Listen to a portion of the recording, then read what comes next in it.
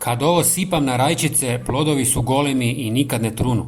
Kod uzgoja rajčica postoji jedan trenutak koji često odluči hoće li biljka dati zdrave, čvrste plodove ili će se pojaviti problemi koje niste očekivali.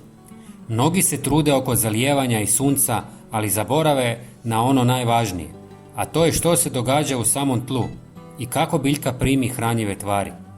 Rajčice su izuzetno zahtjevne biljke. Brzo rastu, stvaraju puno mase i troše velike količine hranjivih tvari. Ako im u pravom trenutku nešto nedostaje, vrlo brzo to pokažu kroz slabiji rast, blijede listove ili probleme s plodovima. Često se događa da plod izgleda dobro izvana, ali iznutra nema kvalitetu kako bi trebao imati. Zanimljivo je da rješenje ne mora biti ni skupo ni komplicirano. Tajna je u nečemu što većina ljudi baca u smeće. Napišite mi u komentarima kako vi prihranjujete rajčice. Ako volite ovakve jednostavne i provjerene trikove, pretplatite se na kanal jer vas čeka još puno korisnih savjeta. Jedna stvar koju iskusni vrtlari jako dobro znaju je koliko je kalcij važan za rajčice. Upravo njegov nedostatak često uzrokuje probleme s plodovima. Zato je važno osigurati ga u obliku koji biljka može lako usvojiti.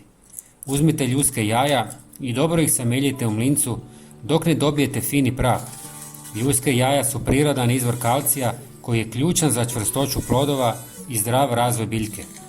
Osim toga, pomažu u sprječavanju problema poput truleži na dnu ploda. Taj prah istresite u oko 50 ml vruće vode i dodajte jednu žlicu octa. Ova kombinacija pomaže da se kalcij iz ljuski počne otapati i pretvara ga u oblik koji je biljci puno dostupniji. Ostavite da odstoji 2 dana kako biste dobili otopinu kalcija. Nakon toga dodajte pola litre vruće vode i ubacite jednu žlicu suhe koprive. Kopriva je bogata dušikom i željezom, a to su elementi koji potiču snažan rast i razvoj listova na početku rasta. Također pomaže biljci da bude otpornija i vitalnija tijekom cijelog rasta. Na kraju dodajte pola žlice češnjaka u prahu ili svježeg.